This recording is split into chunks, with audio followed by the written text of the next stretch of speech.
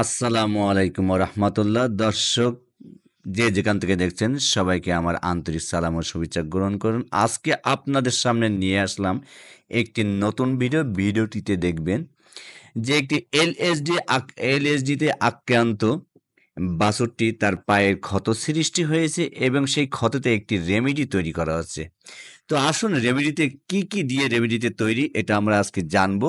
তারপর কিভাবে রেমেডিটি ব্যবহার করব সেটা দেখব। রেমেডিতে তৈরি করছি নিমের পাতা ১ মুষ্টি, মেহেদি পাতা ১ মুষ্টি, পুদিনা বা ধনেপাতা ১ মুষ্টি, মেথি ১০ গ্রাম, কাঁচা হলুদ ২০ গ্রাম, রসুনের কোয়া ১০ টা, ১/২ লিটার নারকেল তেল একসাথে মিশিয়ে পেস্ট তৈরি করে আক্রান্ত স্থানে ব্যবহার করব। দেখুন পাটি ফুলে একটি ক্ষত সৃষ্টি হয়েছে। এখানেই আমরা এই রেমেডিটা তৈরি করে এই পেস্ট আকার তৈরি করছি। দেখুন এই পেস্টটা তৈরি করেই আমরা একটু মিক্সার করে নিচ্ছি। তারপরে ওখানে ব্যবহার করব ইনশাআল্লাহ। ততক্ষণ পর্যন্ত সঙ্গে থাকুন আমাদের ভিডিওটিতে। তো আমরা দেখব যে এলএসডি আক্রান্ত যে গরুগুলো গা ফেটে যাবে অর্থাৎ ঘাগুলো ফেটে যাবে এবং পা ফোলা পা ফুলে যেগুলো ক্ষত সৃষ্টি হয়ে যাবে শুধুমাত্র সেগুলোতেই ব্যবহার করব।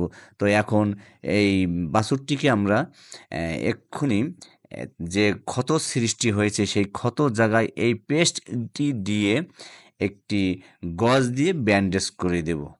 তো দেখুন এই বাছুরটি এলএসডিতে আক্রান্ত এবং সেই আক্রান্ত স্থানে যে পা ফুলে গিয়েছিল, পা ফুলে যাওয়ার কারণে সেখানে একটি ক্ষত সৃষ্টি হয়েছে সেখানেই দিয়ে দিচ্ছি এবং ক্ষতর জায়গায় এই পেস্টটিকে আমরা পরিমাণ মতো দিয়ে প্রায় ১ থেকে ২ ঘন্টা রাখবো। তো একটা ঠিক এই ধরনের গজ সার্জিক্যাল গজ পাওয়া যায়। দেখেন বাছুরটি কত আরাম পাচ্ছে, আরাম বোধ করছে যার কারণে কোনো নড়াচড়া কিছুই করতেছে না।